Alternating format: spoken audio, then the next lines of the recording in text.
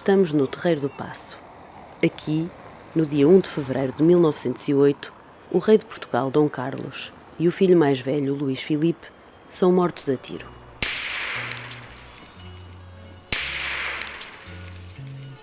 A monarquia cai.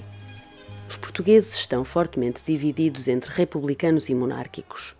Portugal é um país em mudança e Pessoa, como vimos, integra-se nela com muito entusiasmo. Não se pode encontrar na vida de Fernando Pessoa um período em que ele tenha apoiado o poder. Foi sempre contra. Foi sempre crítico e contra.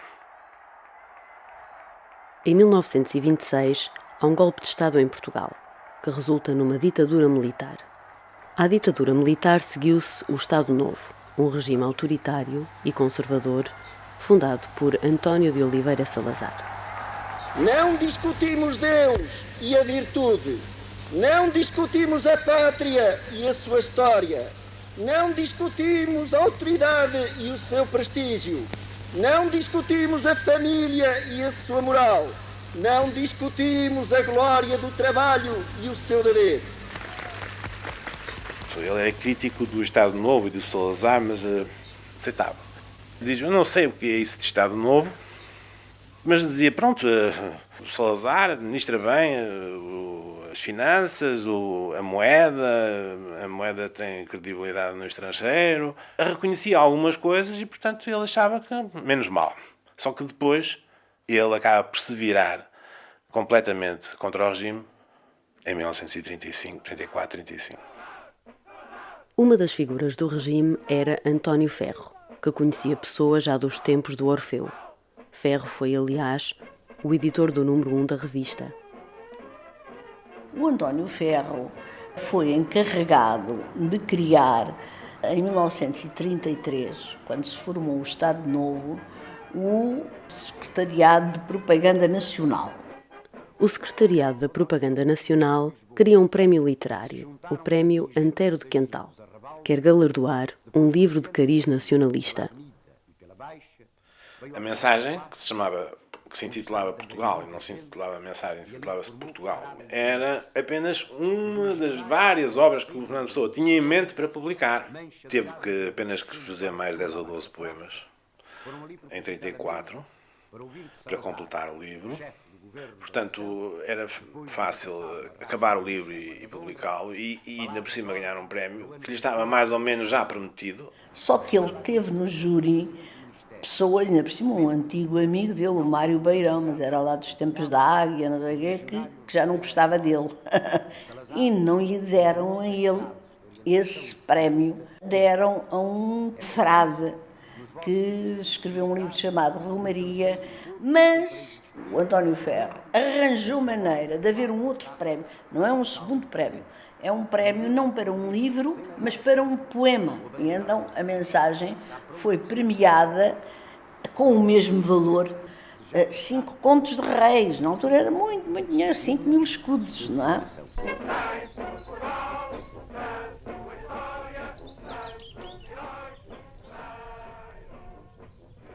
Pois eu acho que a mensagem é uma obra que tem uma dimensão de uma perenidade muito grande. É uma obra em que Fernando Pessoa trabalhou-a desde muito cedo. Está ali uma combinação muito perfeita de palavra, de ritmo, de som, de imagem e de forças espirituais que são evocadas daquelas pessoas e que estão dentro de nós e que nós devemos manifestar.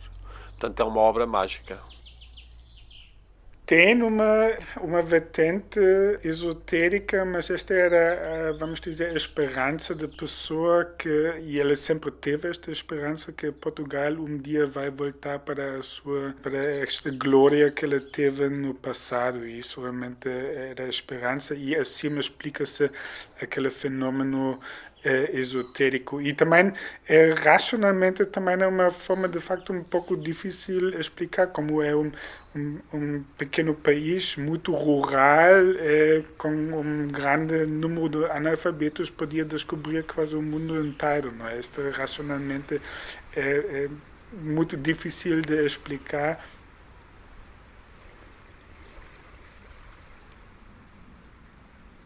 O Ferro tinha consciência do valor literário do Fernando Pessoa e, portanto, qual era a intenção do Ferro? Ele explicou-a. Ele queria fazer dele o poeta do Estado Novo, o poeta e profeta do Estado Novo. E queria transformar a mensagem nisso mesmo. Não nos esqueçamos que a mensagem termina com "é a hora". E isto passa-se no princípio do Estado Novo. Mas Pessoa nunca esteve interessado em ser um escritor do regime. Um mês depois de ele ter recebido o prémio, ele resolve escrever aquele artigo bombástico, aquele chamam mesmo bomba, não é? Uma bomba. Preparei pela primeira vez na minha vida, fiz uma bomba e atirei-a para o meio da rua. Que era um artigo a elogiar o inimigo número 1 do regime, a maçonaria, o que foi visto como uma enorme ingratidão. Uma garotice de um homem que a quem ainda agora demos um prémio, não é? A partir daí o Fernando Pessoa está queimado. Há uma cerimónia de entrega do prémio. Pessoa não comparece. Salazar faz um discurso.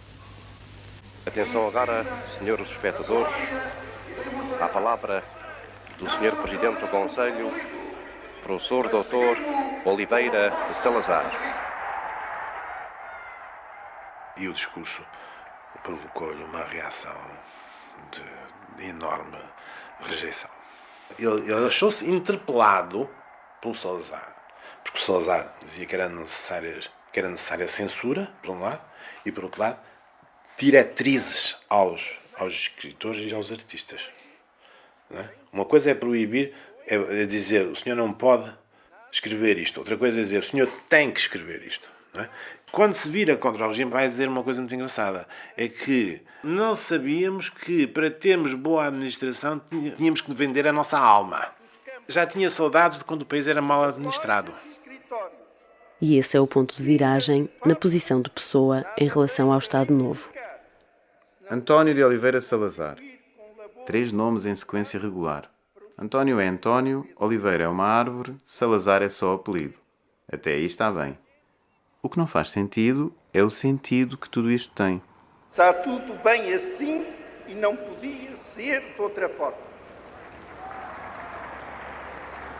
E depois, em março, ele escreve aquela famosa nota biográfica de 30 de março, em que ele então define-se a si próprio. É aí que ele se diz que é um liberal, um nacionalista liberal e que se diz também um cristão gnóstico fiel à tradição secreta do cristianismo, e depois na posição iniciática se diz iniciado nos 3 graus menores por mestre discípulo da aparentemente distinta ordem templária de Portugal. Portanto, ele quando diz cristão gnóstico, diz também inteiramente oposto à Igreja Católica de Roma. A Igreja de Roma, tanto mais que ele achava que era uma das forças que estava por trás da proibição das associações secretas. Já em 1928, Pessoa tinha publicado na revista Presença uma tábua bibliográfica. É uma revista sediada em Coimbra, cujos diretores são José Régio, Adolfo Casais Monteiro e João Gaspar Simões. Um dos grandes objetivos da revista Presença seria a publicação e a ressurreição, digamos assim, da obra de Mário de Sá Carneiro. E, desde o primeiro momento, Fernando Pessoa mantém com estes nomes uma correspondência bastante regular, e é uma correspondência muito interessante porque Pessoa percebe que estão ali os seus primeiros leitores a sério, os seus primeiros críticos a sério. Então essa correspondência dá-nos informações absolutamente preciosas, por um lado, sobre o modo como Pessoa começou a ser lido, e depois como é que Pessoa reagiu a esta leitura. O primeiro estudo sobre Pessoa é publicado ainda em vida de Pessoa, pelo João Gaspar Simões. É um capítulo de um livro chamado O Mistério da Poesia, em que Pessoa reage de uma maneira efusiva. Ele acha aquilo absolutamente extraordinário. Quase que chora, como ele descreve numa carta, quando recebe do Gaspar Simões grandes elogios. Ele está lisonjeadíssimo e, sobretudo, de alguma forma, ele percebe que aquilo em que ele sempre acreditou começa a ganhar corpo. Que mais do que o reconhecimento da geração dele, o que lhe interessa é o reconhecimento das gerações seguintes. portanto, quando Pessoa escreve para os jovens presencistas, sabe que está a escrever para todo o século XX e para o século XXI. E nesse sentido é muito curioso perceber como é que Pessoa tenta corrigir e moldar a ideia de que os presencistas estavam a formar dele e de todo o primeiro modernismo. O segundo modernismo é, relativamente ao primeiro, um movimento muito conservador, e a lição de Pessoa, do fingimento, da ficcionalização e do jogo lúdico, que toda a heteronímia também é qualquer coisa que incomoda e que começa por perturbar os modernistas e todo o segundo modernismo português. A revista Presença publicou 54 números, entre 1927 e 1940. Terminamos aqui a primeira parte do nosso percurso.